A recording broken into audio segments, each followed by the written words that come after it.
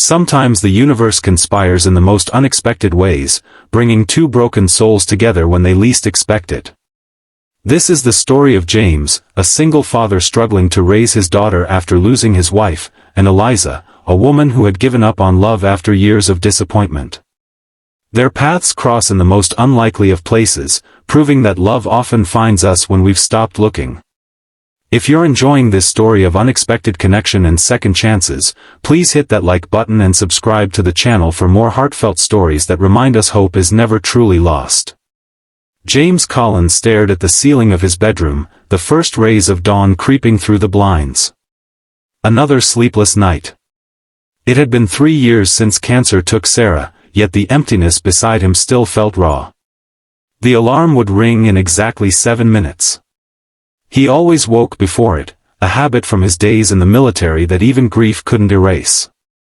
7-year-old Lily would need breakfast, her lunch packed, hair braided, and a cheerful dad to send her off to school.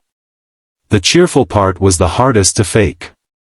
He swung his legs over the side of the bed, running his hands through his salt and pepper hair. At 38, the gray had come early, accelerated by stress and sorrow. The mirror reflected a man he sometimes didn't recognize, the shadows under his eyes, the permanent crease between his brows, the smile that never quite reached his eyes anymore. But for Lily, he tried.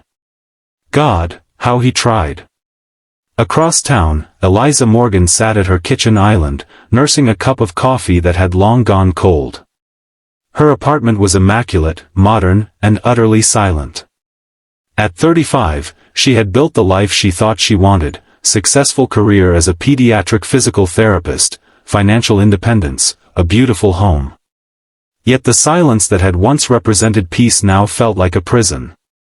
Her last relationship had ended a year ago, another in a string of disappointments with men who couldn't handle her demanding schedule or her unwillingness to compromise her career. Her phone buzzed with a calendar reminder, volunteer orientation, Children's Hospital, 4 p.m.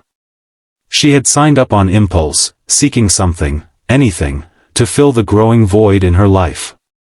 Working with children was her passion, but lately, even that hadn't been enough.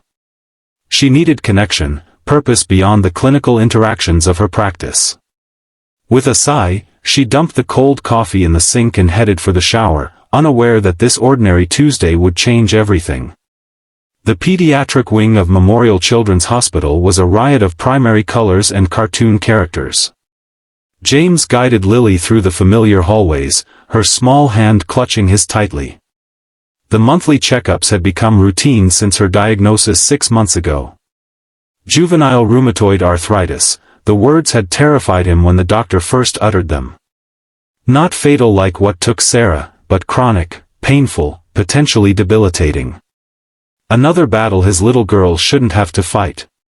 "Daddy, will Miss Patricia be here today?" Lily asked, her voice small but hopeful.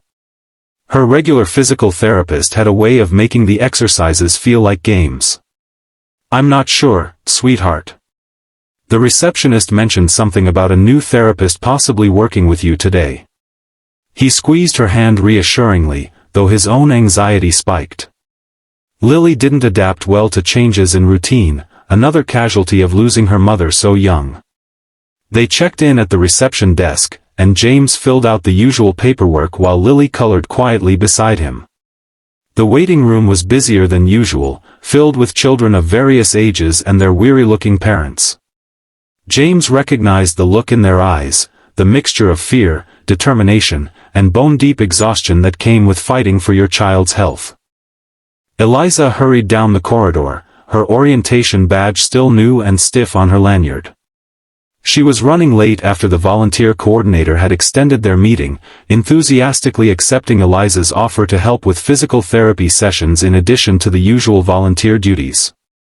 Her first assignment was a 7-year-old with JRA, stepping in for Patricia who had called in sick. She paused at the nurse's station to collect the file, quickly scanning the information. Lily Collins, diagnosed 6 months ago, responding well to treatment but struggling with consistency in home exercises. Father is primary caregiver, mother deceased 3 years ago. Eliza felt a pang of sympathy. She knew from experience how challenging it could be to motivate children through painful exercises, and how much harder that would be for a single parent. Lily Collins? Eliza called as she entered the waiting room, her professional smile in place. A small girl with auburn braids and a spray of freckles looked up from her coloring book. Beside her, a man rose to his feet, tall, broad-shouldered, with the watchful, protective stance Eliza recognized in many parents of chronically ill children. But there was something else about him that caught her attention, a profound weariness that went beyond physical exhaustion, a sadness that seemed etched into the lines around his eyes. Their eyes met across the waiting room, and for a moment, something inexplicable passed between them, a flash of recognition though they'd never met, a current of understanding that neither could explain. James felt it like a physical jolt, this sudden awareness of another person that he hadn't experienced since Sarah. Eliza felt her practiced professional demeanor waver for just a second before she regained her composure. "I'm Eliza Morgan," she said, extending her hand first to Lily, then to James. "I'll be filling in for Patricia today." James took her hand, noting the strength in her grip, the warmth of her skin. "James Collins. This is my daughter, Lily." Lily regarded Eliza with open suspicion, edging closer to her father's side. "Where's Miss Patricia?" "She's not feeling well today," Eliza explained, crouching down to Lily's level. "But she told me you're one of her bravest patients, and I'm really looking forward to working with you." Lily's expression remained dubious. "Do you know the jellyfish game?" Eliza tilted her head. "I don't think I do. Would you teach it to me?" The simple question, acknowledging Lily's expertise rather than asserting her own, was exactly the right approach. James watched as his daughter's posture relaxed slightly, a hint of her natural confidence emerging. "I guess I could," Lily conceded. "But it's pretty complicated." "I'm a fast learner," Eliza promised, her smile genuine now, reaching her eyes in a way that made something in James's chest tighten unexpectedly. The therapy session progressed better than James had anticipated. Eliza had a natural way with Lily, balancing firm guidance with playful engagement. She incorporated the jellyfish game, apparently Patricia's invention for wrist exercises, while subtly adding her own techniques. By the end of the session, Lily was laughing, her initial resistance forgotten. James observed from his chair in the corner, ostensibly answering emails on his phone but actually watching the easy rapport developing between his daughter and this stranger. It had been so long since he'd seen Lily warm to someone new. Since Sarah died, she had become his shadow, wary of attachments, as if loving someone new tempted fate to take them away too. As Eliza demonstrated a new set of home exercises, James found himself noticing details about her, the gentle confidence in her hands, the patient way she repeated instructions, the genuine delight in her laugh when Lily made a joke. She wore no wedding ring, but that meant little these days. Someone like her, intelligent, kind, beautiful in an understated way, surely wasn't alone by circumstance. "Mr. Collins?" Eliza's voice broke through his thoughts. "Would you like to try this one so you can help Lily at home?" James moved to the therapy mat, suddenly self-conscious as he knelt beside them. Eliza guided his hands to support Lily's arm correctly, her touch professional but somehow still sending an unexpected warmth through him. It had been so long since anyone had touched him with purpose, even in this clinical context. "Like this?" he asked, his voice rougher than he intended. "Perfect," Eliza confirmed, her eyes meeting his briefly before returning to Lily. "You're lucky to have such a quick learner for a dad." Lily giggled. "Daddy's smart about some things. He can fix anything that breaks and he knows all the dinosaurs. But he's really bad at braiding hair." "Hey now," James protested with mock offense. "I've been practicing. My left braid is always looser than my right one," Lily informed Eliza solemnly. Eliza bit back a smile. "Well, braiding hair is actually excellent therapy for finger dexterity. Maybe that could be part of your home practice. Dad works on his braiding skills while you get your exercises done." The session ended with Lily in better spirits than she'd been in weeks. As they scheduled the next appointment, James was surprised by his own disappointment when the receptionist mentioned Patricia would likely be back. "Actually," Eliza interjected, "if it's all right with Lily and Mr. Collins, I'd be happy to continue as Lily's therapist. I think we've established a good foundation today." Lily looked up at her father, a silent question in her eyes. James found himself nodding. "That would be great, if it works with your schedule." "Perfect," Eliza said, that smile reaching her eyes again. "And please, call me Eliza." James, he offered in return, the simple exchange of first names feeling strangely significant. As they left the hospital, Lily clutching her folder of exercise illustrations, James felt something he hadn't experienced in years, a lightness, a tiny crack in the wall he'd built around himself since Sarah died. It was terrifying. It was exhilarating. It was probably nothing at all. What he couldn't know was that Eliza stood at the window of the therapy room, watching them cross the parking lot, experiencing her own unexpected tumult of emotions. She had volunteered seeking purpose, not connection, certainly not the complicated territory of attraction to a patient's father. Yet as she turned away to prepare for her next appointment, she found herself looking forward to next Tuesday in a way that had nothing to do with professional satisfaction. Neither of them could have predicted how a simple therapy appointment would set in motion events that would heal not just Lily's joints, but two hearts that had forgotten how to hope. The weeks that followed established a rhythm. Every Tuesday at 4, James would bring Lily for her therapy session with Eliza. What began as strictly professional interactions gradually softened around the edges. Eliza would ask about Lily's school projects, James would remember to mention how the home exercises were going. Small talk evolved into real conversations during the brief transitions between exercises or while Lily was occupied with a task.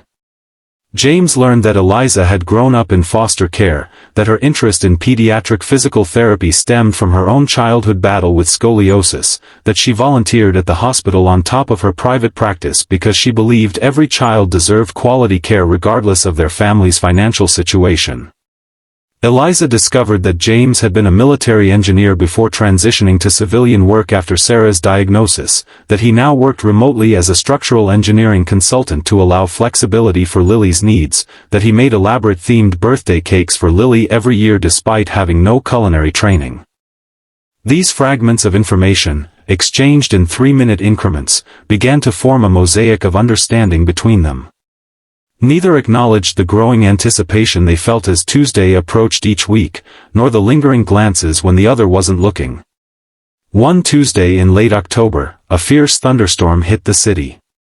The hospital corridors were eerily quiet, many patients having cancelled their appointments. James and Lily arrived drenched despite their umbrella, Lily's mood as dark as the skies outside. Her joints ached more in damp weather, a cruel reality of her condition. "I don't want to do therapy today," she announced as they entered the pediatric wing, her small face set in stubborn lines James recognized from Sarah. "I know it hurts more today, sweetheart," he said gently, "but that's exactly why the exercises are important." Lily's response was to cross her arms and sink deeper into her raincoat, water dripping onto the linoleum floor. Eliza met them at the therapy room door, taking in the situation with a quick glance. Instead of her usual cheerful greeting, she crouched down to Lily's level, her expression serious. "Tough day for joints, isn't it?" she said quietly. "Mine are complaining too." Lily looked up, surprise momentarily replacing her scowl. "Your joints hurt too?" Eliza nodded. "Remember I told you about my back problems when I was young? Rainy days still make my spine ache. I almost didn't want to get out of bed this morning." "But you did," Lily observed. "I did," Eliza confirmed. "And I'll tell you a secret." She leaned closer, as if sharing classified information. "I have hot chocolate hidden in my office. I was thinking we might deserve some after we do our work today. What do you think?" The negotiation worked. Lily reluctantly shed her raincoat and followed Eliza to the therapy mat. James settled into his usual chair, grateful for Eliza's intuitive understanding of his daughter. The session progressed slowly, with Eliza modifying the exercises to accommodate Lily's increased pain level. Her patience never wavered, even when Lily grew frustrated and tearful. As promised, once the essential exercises were complete, Eliza produced 3 packets of premium hot chocolate and led them to the small staff kitchenette. The simple act of stirring the steaming mugs and adding miniature marshmallows transformed Lily's mood. Soon she was chattering about her upcoming school Halloween parade, the storm and her pain temporarily forgotten. "What are you dressing as?" Eliza asked, wiping a chocolate mustache from her upper lip. "A paleontologist," Lily announced proudly. "Daddy's helping me make a fossil dig site on a wagon to pull behind me." "That sounds amazing," Eliza said, genuinely impressed. "Much more creative than the princesses and superheroes everyone else will be wearing." "Mom was a paleontologist," Lily explained matter-of-factly. "She studied dinosaur bones. Daddy says I'm just like her because I ask so many questions." James felt the familiar tightness in his chest whenever Lily mentioned Sarah so casually, as if she might walk through the door at any moment. He caught Eliza's gaze over Lily's head, saw the gentle understanding there, the careful neutrality that acknowledged his pain without drawing attention to it. "Asking questions is how we learn," Eliza said to Lily. "Your mom sounds like she was very smart." "She was the smartest," Lily agreed. "Daddy has all her books in his office. Sometimes he reads them to me even though they're grown-up books." The conversation continued, Lily innocently weaving memories of Sarah into her Halloween plans.